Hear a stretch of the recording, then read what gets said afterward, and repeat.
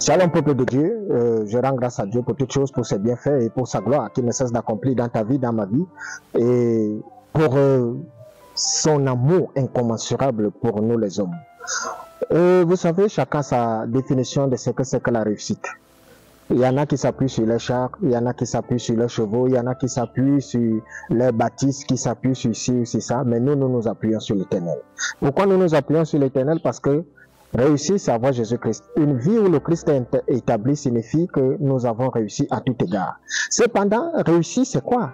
Ça ne signifie pas que lorsque le Christ est dans ta vie, tu n'auras pas de turbulence, tu n'auras pas de persécution, tu n'auras pas d'épreuve. Non, tout au contraire.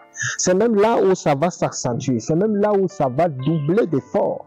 Mais la particularité, c'est que tu ne mourras pas dans la honte ou dans l'échec.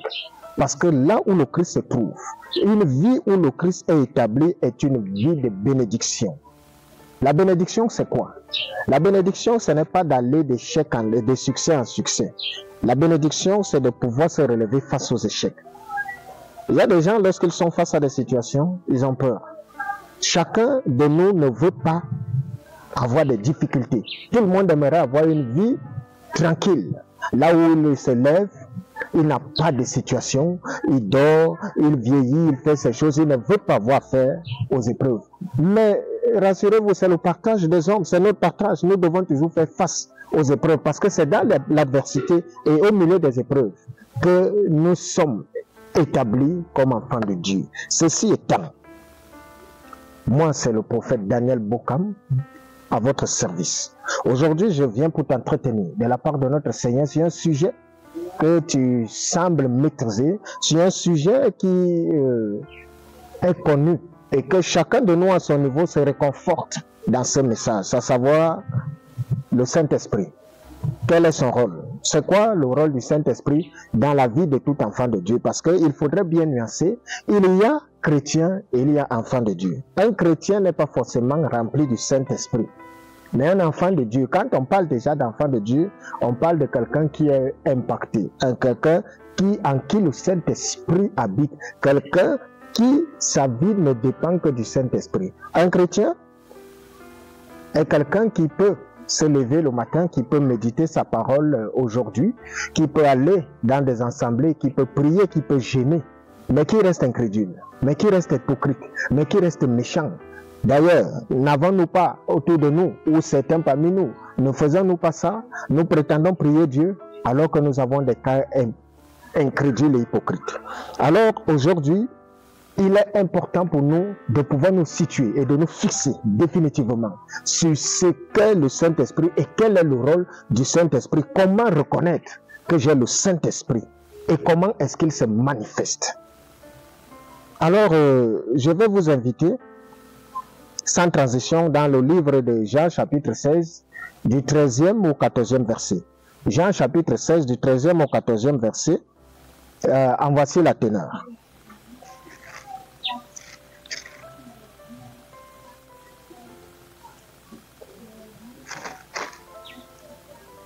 Quand le consolateur sera venu, l'esprit de vérité, il vous conduira dans toute la vérité. Car il ne parlera pas de lui-même, mais il dira tout ce qu'il aura entendu et il vous annoncera les choses à venir. Il me glorifiera parce qu'il prendra de ce qui est à moi et vous l'annoncera. Tout ce que le Père a est à moi. C'est pourquoi je dis qu'il prend ce qui est à moi et il vous l'annoncera. Parole du Seigneur. Le Christ qui est en train de donner ses dernières injonctions ou ses consignes par rapport à nous les hommes, par rapport à ce que le Saint-Esprit viendra, parce qu'il a appelé le Saint-Esprit le consolateur. Pourquoi est-ce qu'il appelle le consolateur? Parce que sans lui, tu ne peux rien. Sans lui, tu n'as aucune force. Sans lui, tu n'as aucune identité. Pour être établi comme enfant de Dieu, tu as besoin d'être impacté par le consolateur. Parce que le consolateur, qui est le Saint-Esprit, vient marquer la différence, vient te travailler.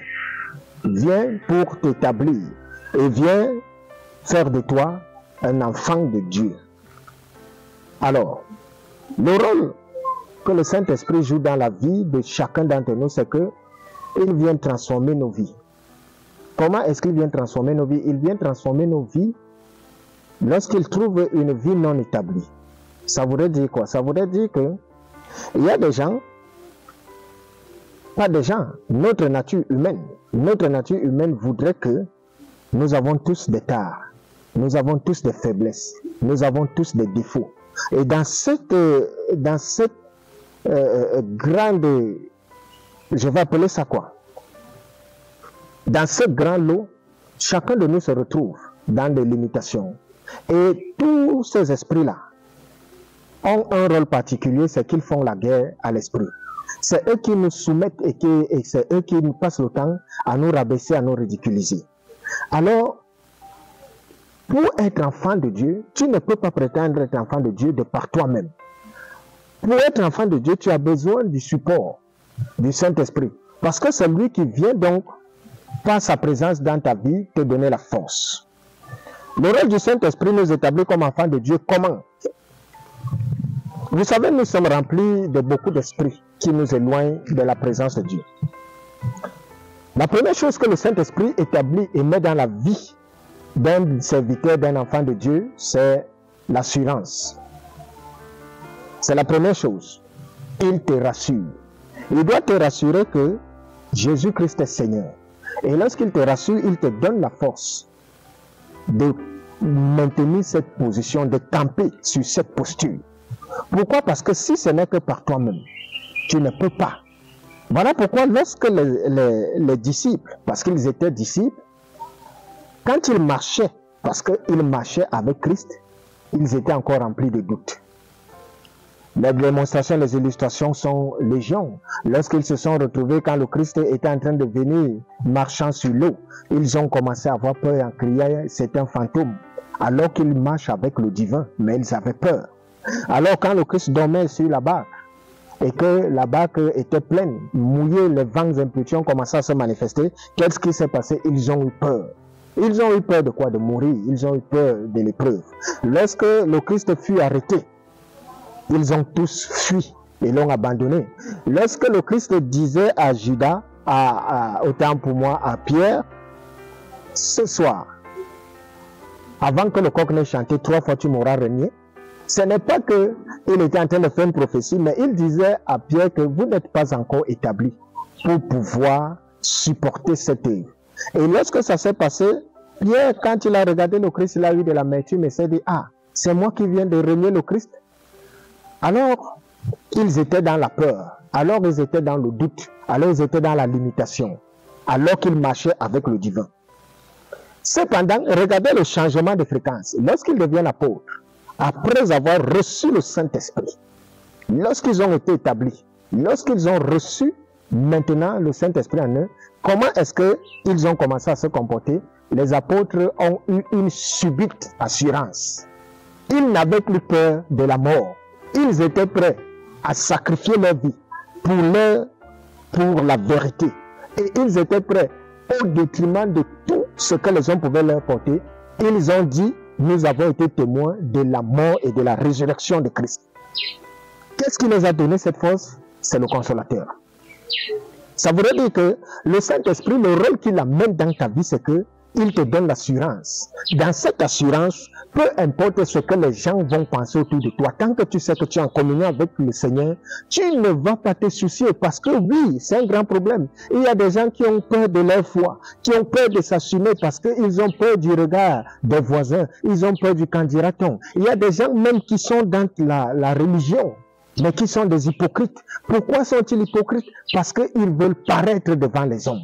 Alors que quelqu'un qui est habité par le Saint-Esprit ne fait pas des choses pour faire plaisir aux hommes, mais fait des choses pour plaire à Dieu. Tant qu'il est en communion avec Dieu, le reste, il n'a pas à se justifier devant qui que ce soit. Il est prêt à sacrifier sa vie pour sa conviction et pour sa foi. Et tout cela, ce n'est pas toi qui peux supporter ça. C'est une présence divine qui est le Saint-Esprit qui t'amène à cette dimension. C'est pour ça que le Saint-Esprit, quand il vient dans une vie, il te fait changer de fréquence. Si tu étais un homme qui était faible, il te donne la force. Voilà ce que le Saint-Esprit fait dans la vie de quelqu'un. Nous sommes remplis d'orgueil. Nous sommes remplis de colère. Nous sommes remplis de haine, de jalousie et de bien de choses qui ne cessent de frustrer et de nous maintenir dans la stagnation et la limitation. Beaucoup de personnes là, la colère, si ce n'est pas la colère, c'est l'envie, c'est la convoitise, c'est la jalousie, c'est les querelles, alors le Saint-Esprit ne peut pas se sentir à l'aise dans cette atmosphère. C'est pour ça que lorsque le Seigneur veut travailler déjà avec quelqu'un, il doit te briser. Il t'amène dans le désert pour aller faire tomber tous ces esprits. Et c'est le Saint-Esprit qui commence à faire ce travail. Il te met dans une dimension de la préparation. Et dans cette préparation, le Saint-Esprit commence donc à enlever l'orgueil. Toi qui étais quelqu'un d'orgueilleux hier, les gens ne te reconnaissent plus. Ton humilité commence à attirer l'attention et les gens commencent à te dire, tu as changé. Toi qui avais de la haine hier, le Saint-Esprit t'apporte la force d'aimer les gens.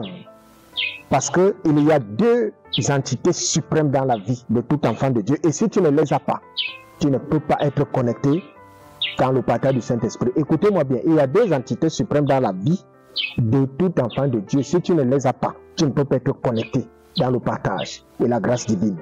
À savoir, l'amour et le pardon. Pourquoi? Parce que l'amour est suprême et le pardon, il est divin. C'est d'abord par rapport à ça que le Christ n'a cessé de nous parler, parce qu'il nous a dit, aimez vos ennemis, bénissez ceux qui vous maudissent, n'enviez pas et ne gardez aucune haine contre vos détracteurs, contre ceux qui vous maltraitent. C'était pour nous dire quoi? C'était pour nous préparer à savoir que pour marquer la différence entre les hommes et les enfants de Dieu, un homme qui n'est pas revêtu du Saint-Esprit ne connaît pas le pardon. Parce que le pardon ne dépend pas de toi. Quand quelqu'un t'a fait du mal, ça fait mal. Ça fait très mal. Lorsque tu as été trahi, ça fait très mal. Mais on te dit donc de pardonner. Pour pardonner, il te faut le Saint-Esprit. C'est lui qui doit attendrir ton cœur pour que tu puisses pardonner. Parce que si ce n'est que par toi-même, il y a de nombreuses personnes qui m'écoutent, qui savent et qui subissent ça, qui ont en eux des frustrations parce qu'ils ont été abusés. Et ils ont gardé la colère. Ils veulent s'en débarrasser, mais ne savent pas comment faire. Alors, bien-aimé, quelle que soit la nature, nous allons prier ensemble et tu verras, le Seigneur va te délivrer. Le Saint-Esprit va faire ça parce que tu ne peux pas. Il y a des gens qui n'ont pas l'amour, qui ne savent pas aimer, qui s'aiment eux-mêmes, qui ne savent pas aimer les semblables, qui sont des égoïstes et qui sont des égocentriques, qui veulent toujours amener tout à leur petite personne. Mais cependant, dans la marche avec le Seigneur, si tu n'as pas un cœur d'amour, si tu n'as pas un cœur de pardon, tu ne peux pas voir Dieu. Alors beaucoup de chrétiens souffrent à cause de ça. Il y en a qui sont orgueilleux, un enfant de Dieu ne pourrait être orgueilleux. Il y en a qui sont hypocrites, un enfant de Dieu ne pourrait être hypocrite. Mais beaucoup sont dans des assemblées, beaucoup sont des soi-disant chrétiens, mais ils sont dans l'hypocrisie, mais ils sont orgueilleux, mais ils sont rancuniers, mais ils sont colériques. Alors ça voudrait tout simplement dire que le Saint-Esprit ne travaille pas en toi. Parce que dès lors, quand le Saint-Esprit s'est établi dans ta vie, à partir de ce moment, les gens commencent à te dire, tu as changé. Ce n'est pas toi. Le Saint-Esprit commence à faire fleurir ta vie, de telle sorte que les gens qui te connaissaient hier, que tu étais quelqu'un de belliqueux, les gens qui te connaissaient hier, que tu étais quelqu'un de rancunier, les gens qui te connaissaient hier, que tu étais quelqu'un d'impulsif, de rancunier, ne te retrouvent plus parce que le Saint-Esprit t'a transporté à une dimension. Et le Saint-Esprit t'a donné la capacité maintenant de pouvoir aimer tes ennemis, de pouvoir pardonner. Tu ne peux pas prier Dieu quand tu as la rancune dans le cœur et Dieu t'exauce. Tu ne peux pas bien servir Dieu si tu es jaloux, si tu convoites, si tu es envieux, si tu es orgueilleux. Voilà pourquoi tu as besoin que le Saint-Esprit vienne donc travailler en toi pour que tu deviennes une meilleure personne. C'est le rôle du Saint-Esprit. De telle sorte que quand les hommes te verront, ils ne te verront plus toi, ils verront l'Esprit de Dieu en toi. Alors la question que je te pose, es-tu rempli du Saint-Esprit? Parce que c'est le seul baptême qui est vrai. Tu peux être baptisé d'eau, mais tu restes incrédule et hypocrite, comme beaucoup le sont. Et tu fais même dans la rose-croix la magie et tout ça. Mais pourtant, ils sont baptisés d'eau. Mais tu ne peux pas recevoir le baptême du Saint-Esprit et tu vas faire encore toutes ces choses. Quand tu as reçu le Saint-Esprit, il joue un rôle. C'est le rôle est de te transformer et de faire de toi un enfant de Dieu. Mais si ce n'est pas encore ton partage, si tu sens que tu es encore dans les langues de la colère, tu es encore dans les langues de la rancune, tu es encore dans les langues de la convoitise et de tout ce que tu connais là, alors je vais tout simplement te dire, mettons Dieu à l'épreuve. Je t'invite à me contacter. Le numéro s'affiche en bas de l'écran. Ce n'est pas moi qui vais transformer quoi que ce soit. Je vais te guider. Et le Saint-Esprit va habiter en toi et tu seras une meilleure personne. Nous sommes à la fin de temps, rassure-toi. Nous n'avons plus de temps. À n'importe quel moment, tout peut s'arrêter. Et si tout s'arrête pour toi là, aujourd'hui, es-tu prêt? Es-tu établi? As-tu ta robe de noces? Peuple de Dieu, aujourd'hui, tu peux prendre ça de façon anodine. Tu peux mépriser ma personne. Moi, je ne suis qu'un homme serviteur. Nous sommes nombreux. Il y a tellement d'enfants et de serviteurs de Dieu de partout dans le monde. Mais sachez une chose. Quand le Seigneur nous envoie parler pour sa gloire, il ne nous envoie pas pour critiquer ses enfants. Il ne nous envoie pas pour juger son peuple. Il ne nous envoie pas pour mépriser ou pour condamner qui que ce soit. Il nous envoie comme des sentinelles pour vous avertir.